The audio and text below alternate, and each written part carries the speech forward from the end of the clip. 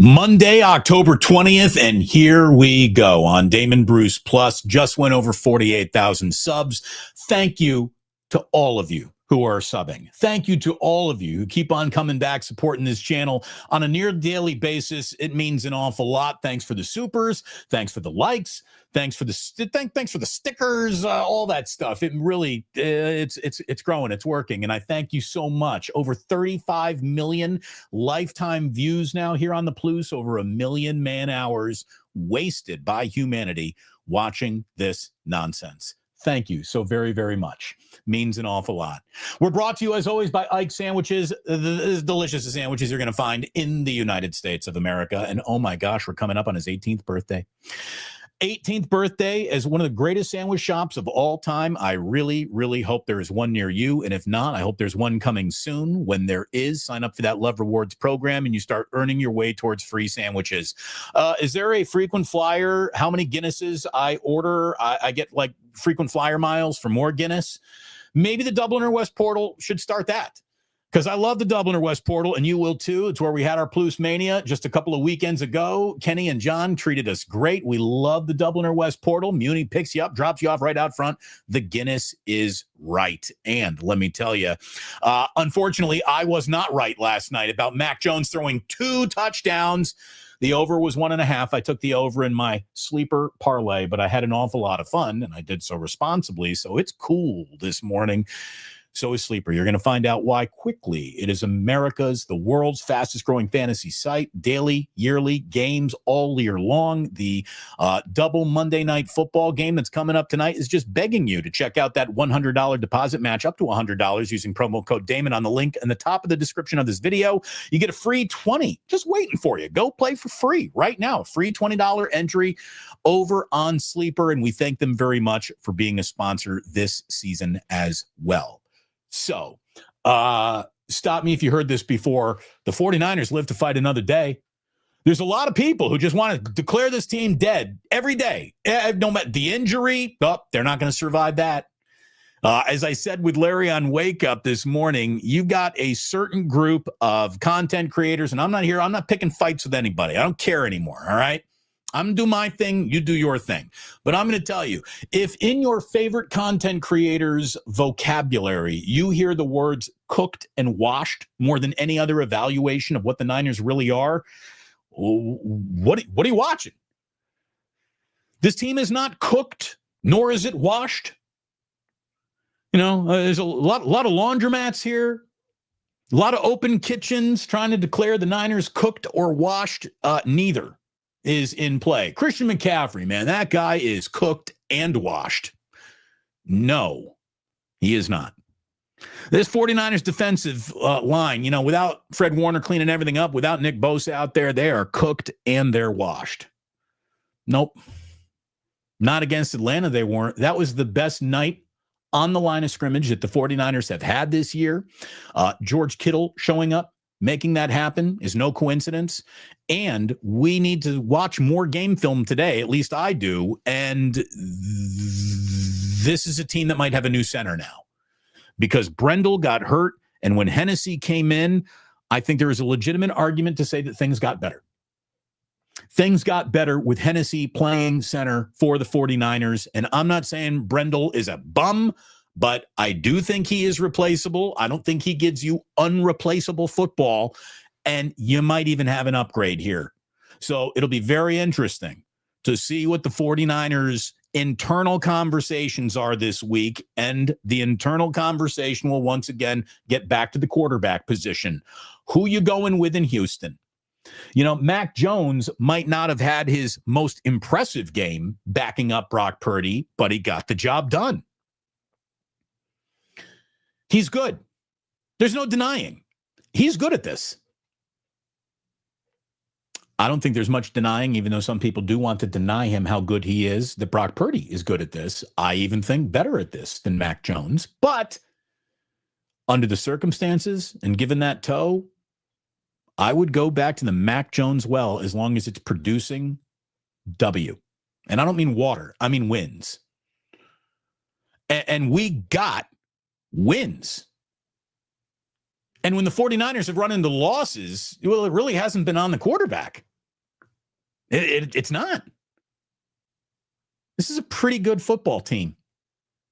And as I said earlier on Wake Up, and as I said last night on the live stream watch party, I hope you join me there as well.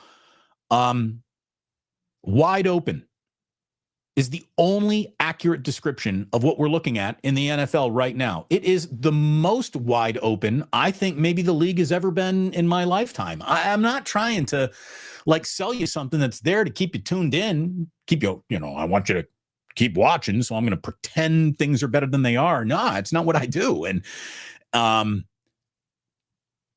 can say concretely, there isn't a single great team in football this year. Not one. Not the Chiefs, not the Bills, not the Niners, not the Lions. Their greatness is unavailable in the NFL this year, which means a pretty good football team is going to be your Super Bowl champion. As it stands right now, the 49ers are in that small handful of pretty good football teams in this league. One team might jump into this small handful or slip out of it based on what happened just last week. But basically, your handful of good teams, Eagles, Colts, Packers, Bucks, 49ers, Chiefs, Rams, Lions in there for sure. One team would fall in or out of that, which means, so you got them. That's your handful of, this is pretty good. Then you have 20-ish, 21, 22 teams, depending on who's slipping in and out of your handful, who joined it or fell out of it. You got 20 or 22 teams who are a freaking coin flip every single week. You had no idea what you're going to get. This could look really good.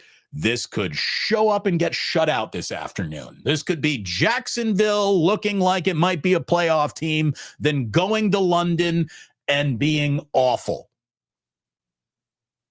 That's what this league is. 20-ish teams who could go either direction at any time. A handful of really good teams. And then you got the Dolphins, the Titans, the Saints, and the Raiders, who all absolutely on the surface and in their DNA suck. There isn't a team who is as good at being good as there are the four bottom teams bad at being this bad. Like, the bottom of the NFL is atrocious. The top of the NFL is very meh. Niners are right in this. And that's why today's thumbnail says that business is open. Because, Trey Hendrickson might not be in play anymore. I don't know if the Bengals are going to be trading that guy anymore. Because they are still looking around the world that they're existing in and realizing we might be able to tread water until Burrow gets back. If you really think that, you're not going to go trading away your best defensive player. But I do think there's a trade to be made. There's certainly a trade to be made, I would think, with the Dolphins, who are falling apart. Raiders, we know that they're a reluctant trade partner for sure with the 49ers, so probably not them. But Titans and Saints, I am scouring those rosters right now. I am interested in several players, and the 49ers should get aggressive here.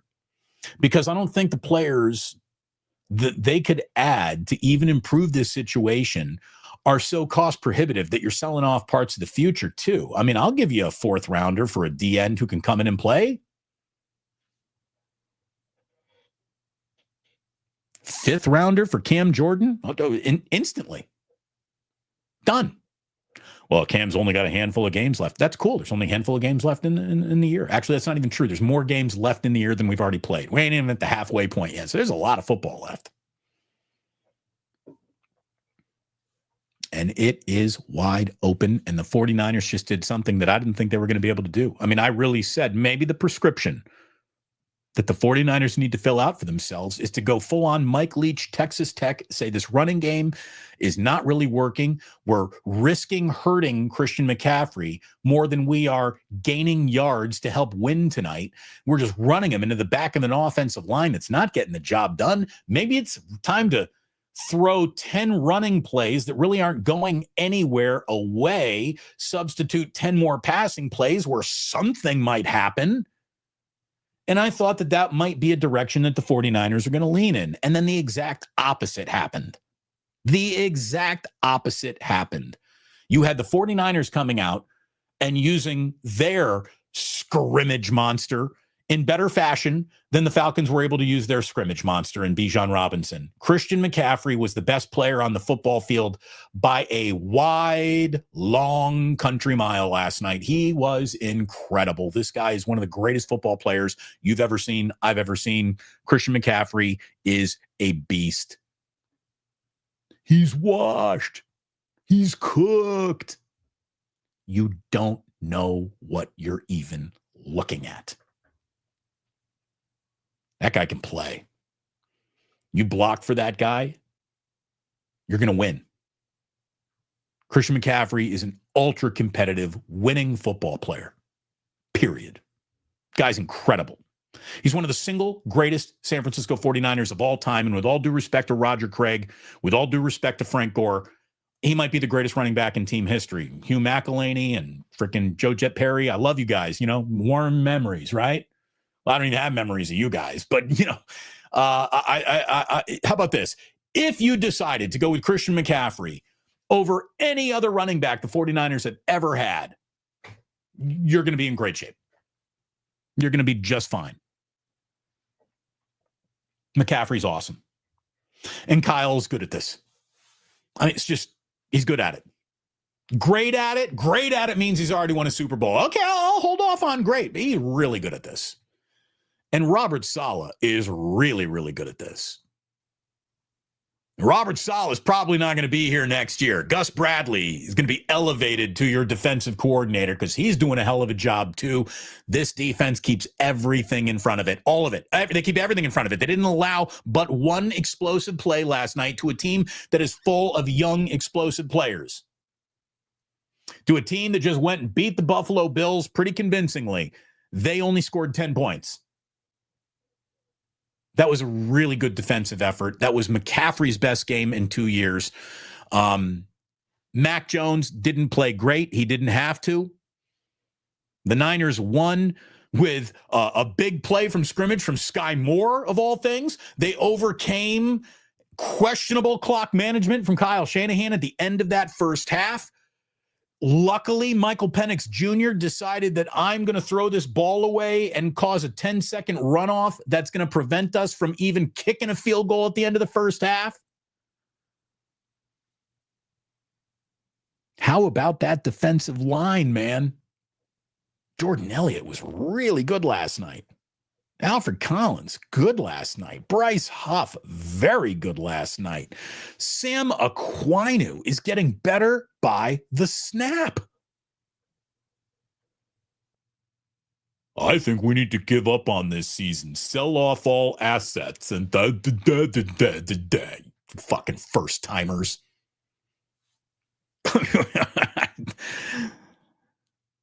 This team can play. From a super standpoint, look at that. Fuji already coming in. Love the show, Damon. I need some good news. Is Ohtani's too much for the Dodgers? They already made their money back. Well, here's the thing. Shohei Ohtani is going to be beating you like a clubbed baby seal for a decade. Enjoy. Mike McDaniel press conferences are bad. He looks sad. Yeah, he looks like he doesn't have the right answers anymore.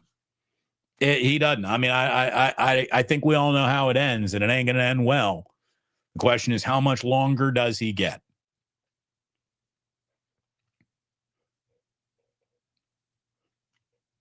That was a big win for the Niners, and there's no pretending it wasn't.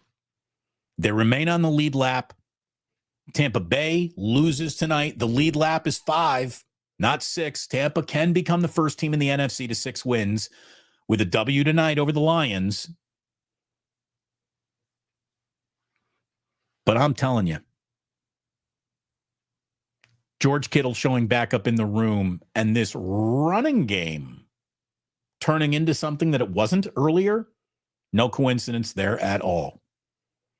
And you would have thought, man, with George Kittle back, they're going to just force feed him the ball. Like, what's the over-under on Kittle catches? I am taking the over. 0 catches for George Kittle last night. But his impact was huge, absolutely huge. And if you haven't seen the quote from Kittle, he says, every Saturday night, our tight end coach, Brian Fleury, wants all the tight ends to get up in front of the room and set a goal. So every tight end gets up in the tight end room. My goal for the week is blank. It can go anywhere, Kittle said, from dominate the edges to a tight end touchdown, whatever your goals are. My goal this week was for Christian McCaffrey to be the NFC Player of the Week.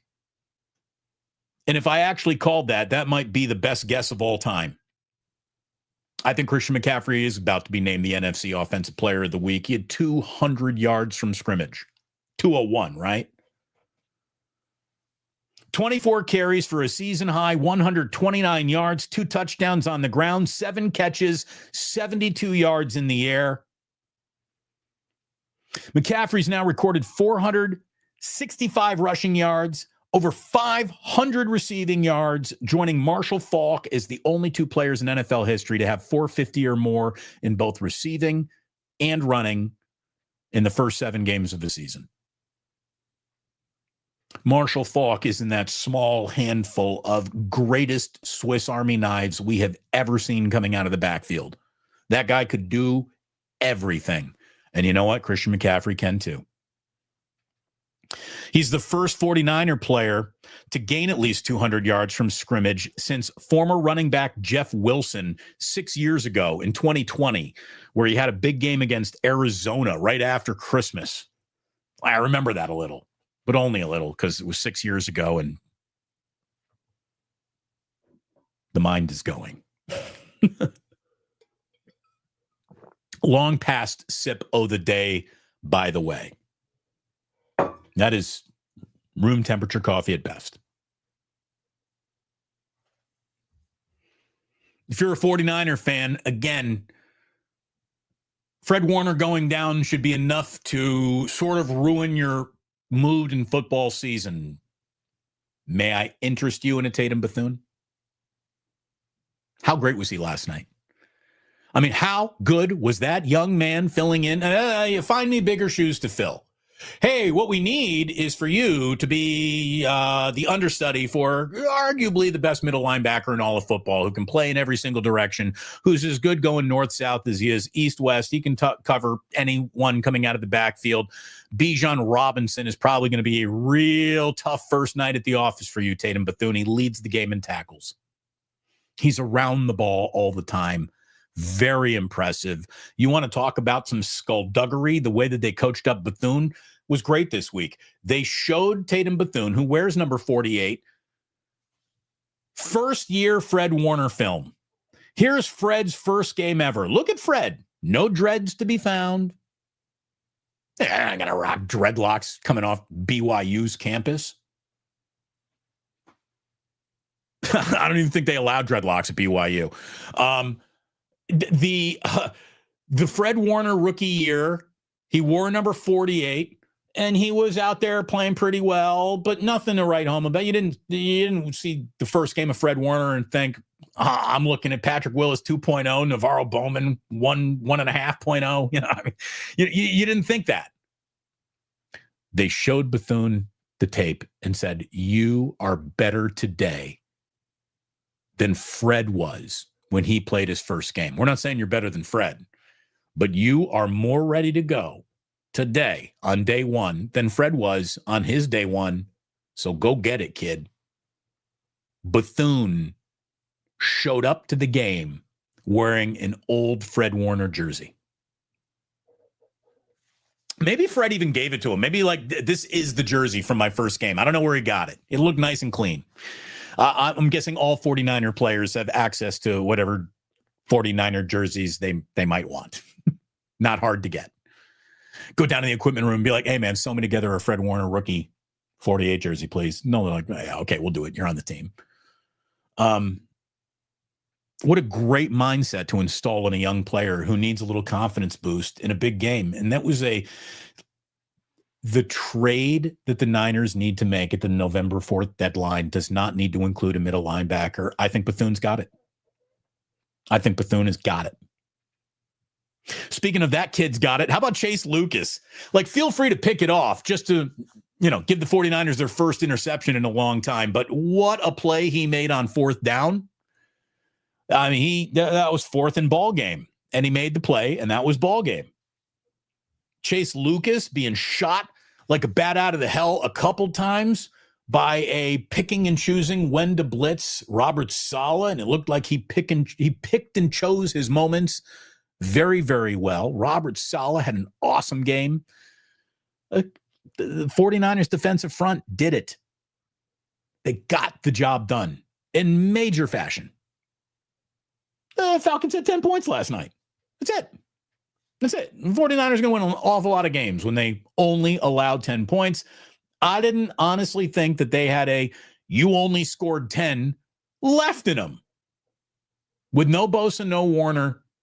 But in the very first game we see with no Bosa, no Warner, it's the best defensive effort of the year, and sometimes football just doesn't make sense. Sometimes sports do not make sense. Again, it wasn't a great passing night for the 49ers with all the injuries to their wide receivers, their offensive lines, totally underwhelming start to the year, and a rotating door at quarterback. The Niners were somehow leading the NFL in passing. Like, how does that make sense? Well, it makes sense because it's the only way they know how to move the football right now, because the offensive line isn't going to work. And, oh, by the way, it's not going to work because it's cooked. Trent Williams is cooked. The whole team is washed, McCaffrey especially. Nope. He was awesome. Christian McCaffrey was awesome against the number one defense in football last night. I mean, if that doesn't go on to sell you a little bit of what he might have left this year, what are you looking for? What are you actually looking for?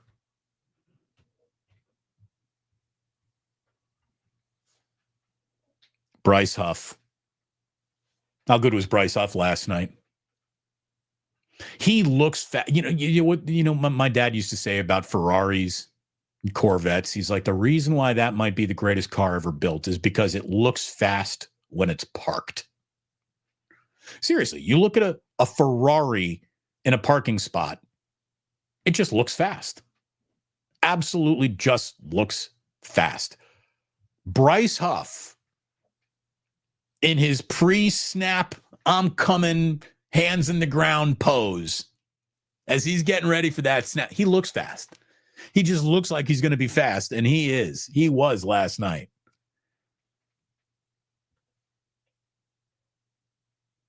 I thought that Malik Mustafa was really good last night. Him playing himself back into form, and this team finally playing a really good defensive game. No coincidence. Just like with George Kittle. You had Sky Moore catching passes last night. That's how bad it was. George Kittle's back in the room. They throw one ball to Luke Farrell. Tongus, I'm not even sure got snaps. Didn't see much of him out there. It was McCaffrey all the time. And one totally terrible carry by Kyle Juszczyk. Do not hand him the football. Do not hand Kyle Juszczyk the football again in his career. He has never run the ball well. He has never been a short yardage, give it to me fullback. I think Kyle, and this is kind of funny because a fullback dive is, a very good candidate for the least cute play of all time. But Kyle got cute with that bullshit throw it away 4th and 1 carry to Juszczyk that went nowhere. That was Kyle's worst play call of the night. And I didn't like the fact that he had all 3 timeouts, about 50 seconds to play, ball on the 40 at the end of that half, and he threw 3 straight passes. Throws 3 straight passes, doesn't kill clock for a guy who is obsessed with his wraparound scores where you score at the end of the second half and then you score when you get the ball to start the third quarter. Like, for a guy who is so obsessed with that, you'd think he would be better at clock managing that moment. Ugh. Again, we're not complaining about wins this year. We're not complaining about wins. We're not complaining about beauty contests. Stack the W's, mission accomplished. Mission accomplished for the 49ers on Sunday Night Football. Again, it's great to have you all here. Thank you so much for being a part of today's show and being back. It's always great to see you. All the regulars in here, few names we don't normally see. Hit like and subscribe if you would. Again, over 48,000 this weekend subscribers. If we are going to get to 50,000 by the bye week, I'm going to need people to really start hammering that subscribe button. But hit that like button if you would, please. And thank you very, very much for doing so. Let's see. I actually have an appointment to run to. So if you need more on the Niners, there was like a 90-minute wake up that's just waiting for you here on my YouTube channel that I did with Kruger this morning that I suggest you go check out. When it comes to 2 games tonight on Monday Night Football, that's a great other screen going on. Looking forward to that. But it's all about Game 7 in the ALCS tonight. You can't find anything in sports better than Game 7. Sorry, double Monday Night Football. Mariners, Blue Jays. Game 7. Winner meets the Dodgers in the World Series. The winner gets the right to go on and lose to the Dodgers probably in 5. Gentlemen sweep for the Dodgers in the World Series. Again, if they're getting pitching like that, it's over. Okay? It's over. If Snell, Glasnow, and Ohtani are like, yeah, we're good, then it's bad news for all of baseball. Dodgers going to repeat as World Series champions here. Feels almost inevitable. Mariners get there. The Mariners have never been in a World Series, ever. Let's see if they can get there.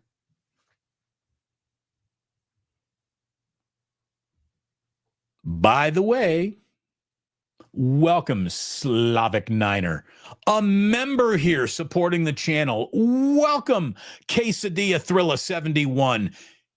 A new member here on the channel. I am deeply honored that you would support the channel with a monthly cost of a cup of coffee. Thank you very, very much. I really, really appreciate it. Means an awful lot. Helps pay the mortgage around here. So, yeah. So glad we let Snell go for nothing. Not selling off that pitcher at the right time. It's kind of define the problems that are maybe leading you to hiring Tennessee's manager. The first time any Major League Baseball team in the history of Major League Baseball will go to the college ranks for a new manager. Okay, Buster. This is either the reason why you're the smartest man in the room or 2030, or you're not even allowed in the room by 2030 because you're fired. This is such a bad idea. We don't know yet. I mean, I'll give them all the credit in the world for thinking outside the box. You know, if your solution to solving a major league problem is, well, let's go get a guy who's never even set foot in a major league dugout. That's some bold thinking. Interesting strategy, Cotton. But maybe, you know, I mean, maybe it works. I don't know. And no one does. Which might be a reason to not do it. But I don't want another retread. That's what I said to Larry. You know, I don't really want another retread. I don't know. Maybe some guy who's never done it before. Sure, why not? Bruce Bochy was a retread. Joe Torre was a retread. Yeah, Bob Melvin was a retread. I don't know. How about this? Outside of Game 6, I'm definitely not ready to talk about baseball, especially with the Warriors starting on Tuesday night down in L.A. No LeBron in that one. Start your season 1-0, Golden State. I dare you. I will happily let you know that joining me for a Wednesday night show at 8 o'clock is going to be Uncle Nick. Our friend Nick Friedel, who is back in the market covering the Warriors for The Athletic, will be joining me on Wednesday night at 8 p.m., and we're going to do a little Warriors Wednesday for you. Looking forward to that show coming up with Nick, and we will get deep into the NBA and what the Warriors' chances are this year. With Nick, I don't love the Warriors' chances. I don't hate them either. They'll be better than the Kings. I feel very comfortable with that. I certainly can't be the measuring stick, though. Sam Anderson says, what up, Damon? How about Indiana versus UCLA? Bring it on. Bring on Alabama. I mean, I've never lived in a world where I was allowed to be confident about Indiana football. And I don't want to get overconfident here. Bring it all on. Indiana looks like the legit number 2 team in the country to me. This was letdown city against Michigan State, and Michigan State played very well in Bloomington in the first half. And then the Hoosiers said, we're going to basically control this entire game anyways and really not be afraid of Michigan State. Michigan State played well today, but we won. And I think that that's what's happening to UCLA as well. Going out to Pasadena last year when the Hoosiers were out was awesome. Now this game's in Bloomington, and Cignetti doesn't lose in Bloomington. It's just amazing. Doesn't lose home games. Guy's 12-1 in Big Ten play. If you ever, Damon, will Indiana in your lifetime ever go 12-1 over a 13-game Big Ten stretch? Ever in your life? Do you think it'll happen? I would have told you no. Bet everything you have against that never happening. The Chicago Cubs were definitely going to win the World Series in my lifetime before Indiana football was going to be relevant at all, ever. So this is really, I don't think it's an exaggeration. The last 20 games of Indiana football have been the greatest, most unexpected sports gift I'm probably ever going to get in my life. We hoped Steph would be good, but we never thought he was going to be this. That's an incredible gift. I mean, imagine if Steph could also dunk from the 3-point line. That's what Indiana's doing right now. It's just unbelievable. And I am happy on Saturdays. I don't know what it's like to be happy on Saturdays since I graduated from in December of 97. I mean, it's been basically 30 years of, during football season, I'm going to get pissed off on Saturday, probably. This is unbelievable, uncharted territory. I don't even know what I'm watching with Indiana ranked number 2 in the country. Things have done changed in college football. Again, if you were buried by the tradition of the way college football used to run, NIL and a good coach is the greatest thing that has ever happened to you. And if all you had to really sell was tradition in the past, well, that doesn't appeal to kids nearly as much as it did 20 years ago. I don't think there's a single kid romantic about a single team anymore. It's, what can you pay me? How many snaps can I get? And Indiana says, we got snaps. We got money. Come get it. And we got a coach who knows what he's doing. It's just unbelievable. If you wanted to really say, is there any proof that the end days are here? This is it. If you're looking for the mark of the beast, this is it. We must be in the end times. This is Indiana could win a national championship in football. We're not there yet. I'm going to slow my roll down a little. But it's been something else. So, hey, enjoy some Game 7 tonight. Enjoy Indiana, or however you can fit them into your lives. It's wonderful. And if you are a 49er fan and you are angry at this season in any way, shape, or form, you are unhinged or tethered to reality. And this is one of the greatest 5-2 starts this team has ever had under the circumstances. An argument to be made that this is Kyle Shanahan's best coaching job of his career. And Robert Saleh, you are doing such a good job. You're going to be an NFL head coach anywhere you want. How about this, Robert? Guess what? They are paying college football coaches like NFL head coaches right now. Maybe Robert Saleh, maybe you want a Florida job. They just fired Billy Napier. Robert Saleh, here's $12 million a year. Do you want to be a Gator? Is it good to be a Florida Gator for $12 million a year? I bet he'd say, yeah, I'll take that. There's some serious, serious cash being thrown around, and Robert Saleh is about to make some serious cash, either back as an NFL head coach or a college coach. And I'm telling you, Gus Bradley, I think, is already going to be the defensive coordinator in waiting. But the job that these guys have done, very impressive.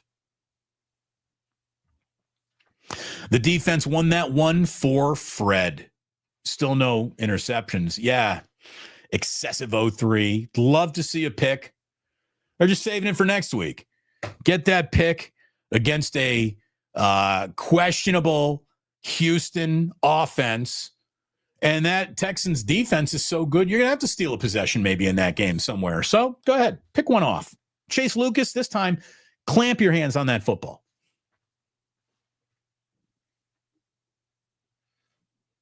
You ready for a little history? That's what I got for you here today. I ain't wasting your time on a Victory Monday. Niners. A little bit of Warriors, Game 7. Any other show in the Bay Area that sounded anything different than that, they got it wrong. We always begin with happy birthdays. Happy birthday to a really good actor. His movies, very good. He's always good in everything he's in. Viggo Mortensen, 67 years old today. Happy birthday to Kamala. She was put in a bad job and fumbled. It did not work, Kamala. 61, though. Happy birthday. William Zabka, your favorite 80s teenage bad guy from The Karate Kid, from Just One of the Guys, from a lot of movies, right? Billy Zabka was the bad boy. 60 years old today. Here's what's incredible. I'm talking about like incredible. Doesn't it feel like Snoop at this point should be in his 70s?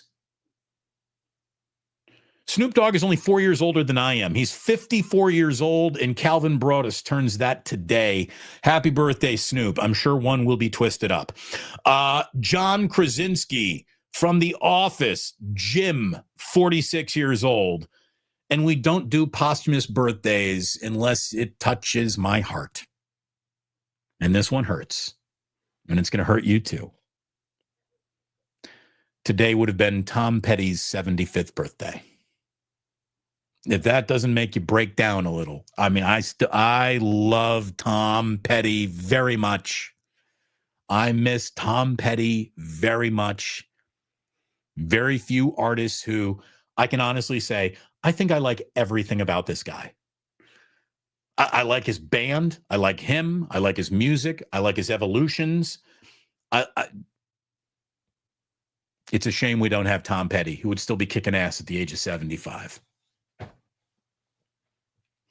Today in 1803, the United States ratified the Louisiana Purchase. You want to talk about a little value? There's an argument to be made. This is some of the biggest value of all time. I mean, you got the sell of the island of Manhattan to Peter Minuet for like, what, $20 or something like that? This is basically all the land west of the Mississippi River for $15 million, which back in 1803 was an awful lot of money. But the $18 per square mile, not bad for the rest of America. That's pretty good. So what we're going to do here is buy all the land that we grow all our food on for the rest of time. Good idea. Nailed that Louisiana Purchase. Today in 1873, you want to talk about, you guys nailed it, Yale, Princeton, Columbia, and Rutgers, your original Big Four universities, drafted the first rule book for American football as we know it. Yale, Princeton, Columbia, Rutgers. How's Rutgers in that conversation? Anyways, 1951 today, CBS began using its infamous eyeball logo, which it still uses today. So happy birthday to the eyeball for CBS. After watching her husband shot dead in her car and realizing that America is just kind of just a little weird, Jackie Onassis is basically saying, yeah, I'm just going to go lay underneath a Greek billionaire forever, and that's going to be the rest of my life. She played it well. She played it right. Jacqueline Kennedy married Greek shipping tycoon Aristotle Onassis today in 1968. Proof once again that even if money can't buy happiness, you can rent the shit out of it. Way to go, Aristotle.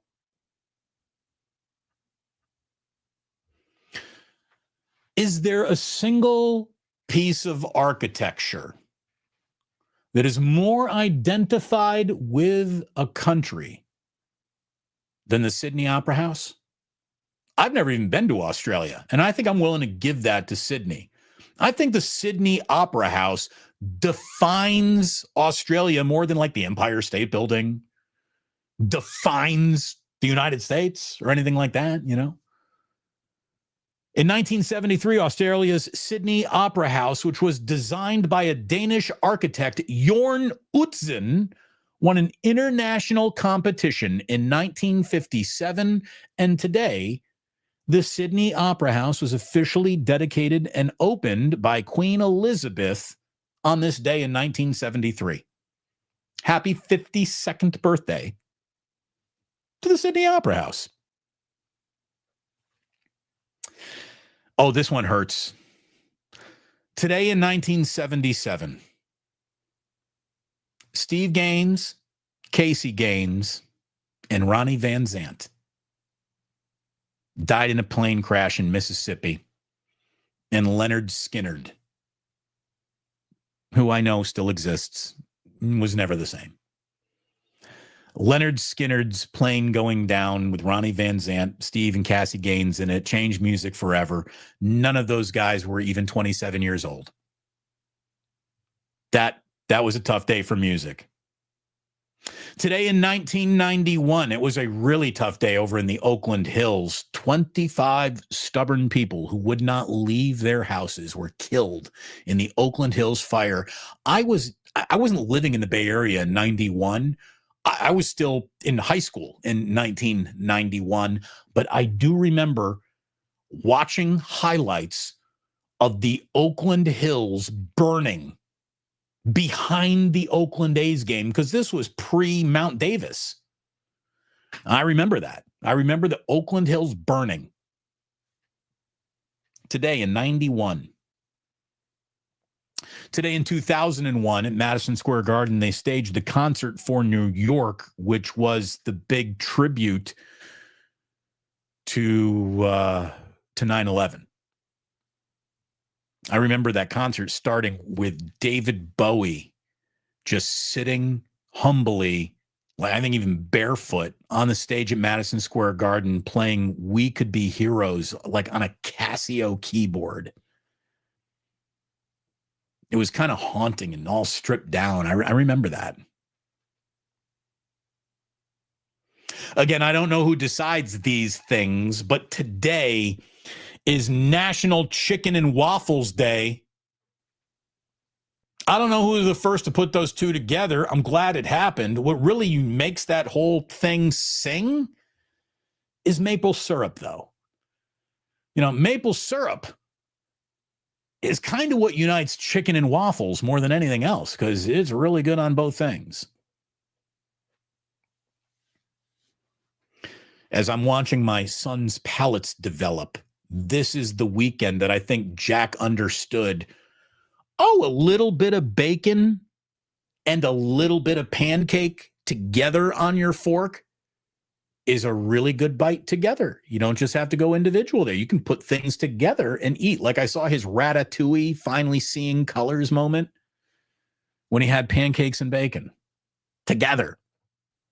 He was like, yeah, Dad, I think you might know what you're talking about, which is, you know, a really good approach for the young man to be taking.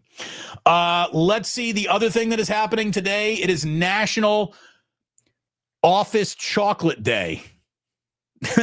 So every single, Damon, what do you like about doing your own show on YouTube? Look, I like being totally independent, and there's a part of me that likes being able to just, how long does it take till you get to work? Well, I just come downstairs here and boom, I'm at work. No commute.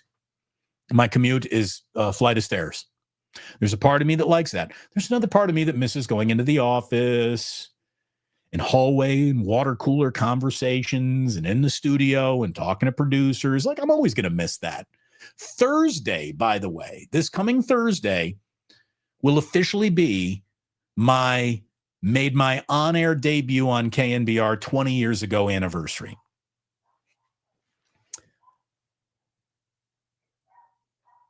I love radio enough to still miss it.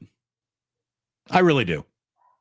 I love this enough, though, to not think, oh, if I don't go back, it's never going to matter again. This absolutely matters. You are making this channel matter. The way the world is marching in means, hey, if you could have a show on YouTube or the radio, why would you ever go back to the radio? Like, I get it.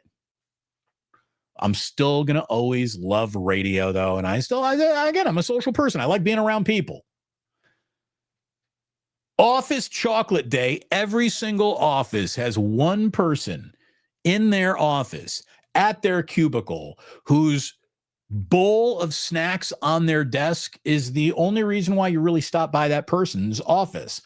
And that person is usually someone who's, that bowl of personality becomes part of their like office personality.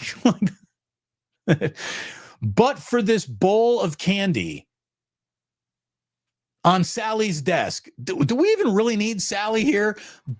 Beyond the fact that Ted keeps a bowl of Tootsie Rolls out there, do we really even need Ted? He's the only guy with a bowl of Tootsie Rolls on his desk.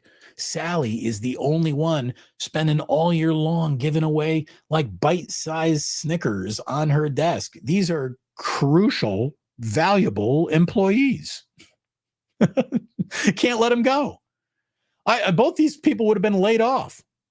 Like Damon can get laid off because he never had a bowl of chocolate in his studio for everyone to stop by and be friends about.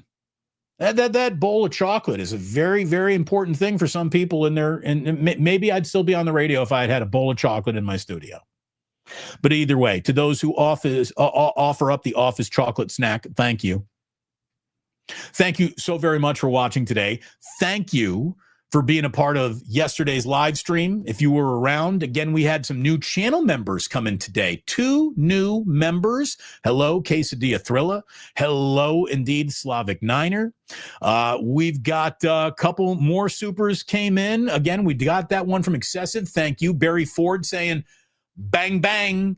Just slipping $5 in that jar with Mary. Thank you very much, Barry. Appreciate you and Mary in Memphis. Kaiser Permanente announced free clinics for Raiders fans to go get the choke marks off their own neck. Rita, all I can tell you is that 7 games into a full flush franchise reset, the Raiders need another full flush franchise reset.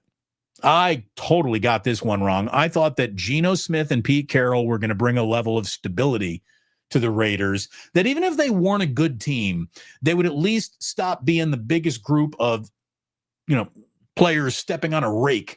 I think they ran like 35 plays this weekend. It's one of the worst offensive performances in NFL history, modern, ancient, or otherwise. Pete Carroll is merely waiting to be fired now. That's where we are in the Pete Carroll coaching arc of the Raiders. They got to fire him now and move on to their next guy. And by the way, I saw a really good point made. Let's say this were all inversed, right? Let's say the Raiders looked great. Everyone would be lining up to blow Tom Brady. Tom, your presence now with the Raiders front office has stabilized this organization in an incredible fashion. Thank you for everything you do, everything you touch. Turns to gold, Tommy. Thank you. Anyone going to say Brady might not be good at that? Look at this Raiders team. They're awful still. They're worse than they were under Antonio Pierce, if that is somehow possible. So, Rita, it's a mess. By the way, one more month until crab season. Who's going to be with me at Baker Beach? Sam Anderson. I died with some Dungeness crab season. As soon as it goes to Dungeness crab season, I'm going to make my way to the R&G Lounge. They got the best salt and pepper crab in the city of San Francisco. I'll see you soon, R&G. Licton Scorpion, Damon matters. And with that, go Niners. Thank you very much. Appreciate you. 400K to Mac. Well, frickin' deserved. That's an awful lot of value. Right now, Mac Jones is doing everything you could ask a backup quarterback to possibly do for a franchise. I would actually like to see him come out and play. If it's a coin flip between Mac Jones and Brock Purdy, after practice this week, I want the coin to land on Mac because I think Brock needs more time to recover. I think Mac Jones has done everything to sell the concept to the Niners if you got more time to get Brock right. 2 games next on the schedule, at Houston, at the New York Giants. I would start Mac Jones the next 2 weeks as long as he doesn't go breaking down. And then I think it's the Rams after that. That's when I would go back to Purdy. Again, his original turf toe diagnosis was maybe this could take 6 weeks. They rushed him back. Don't do it twice. I don't think you can bite that apple twice. Happy birthday to Norma Stilts. Enorma Stilts? Am I missing something? Is this enormous stilts? I don't. Thank you, Sunday. Thank you very, very much for the super. Thank you to everyone who tuned in today. Again, before you decide on what you're doing for lunch this afternoon, might I give you the single best lunchtime suggestion you're going to get all day? Eat at Ike's. Go ahead. Sign up for that Love Rewards program. Order a Damon Bruce. Me to look at, not impressive. That's impressive. Look at that sandwich.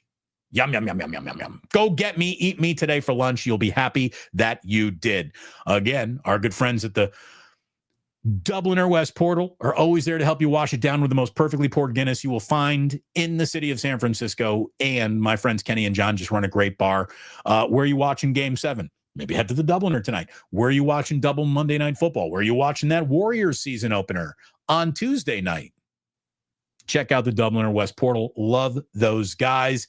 And again, I got it wrong. I said McCorkle will throw for more than 1.5 touchdowns.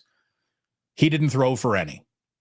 But I did have fun on Sleeper, and you will too. Sign up and find out why. This is America's, the world's fastest growing fantasy site out there. Connect with friends and Sleeper together. It's a one-stop shop for all your sporting needs, if you will. Fastest scores, news alerts, right there at your fingertips. You can enjoy sports, their pick contests, or something else. You can get a $100 deposit match right now, up to $100 over on Sleeper when you use promo code Damon, and that is available to you in the description of this video. And oh, by the way, you don't want to sign up for anything. You just want a little bit of a free play. Well, check that out right now through October. A free $20 entry free. You can just go get it on Sleeper right now. Thank you very much for being here with me today. Always great to see you. We'll be back at it again, 11 o'clock on Tuesday, and then on Wednesday, we'll, of course, be with you at our normal time here with an 8 p.m. West Coast special appearance from Nick Friedel. We'll be doing a little basketball spectacular the night after the Warriors open up their season. So Cousin Nick's going to be stopping on by then. Thank you for stopping on by today. It was great to have you here. I'm humbled that you'd spend any of your precious free time with little old me. Thank you very, very much. So please do remember that sports don't build character. They reveal it. And like that, he's gone.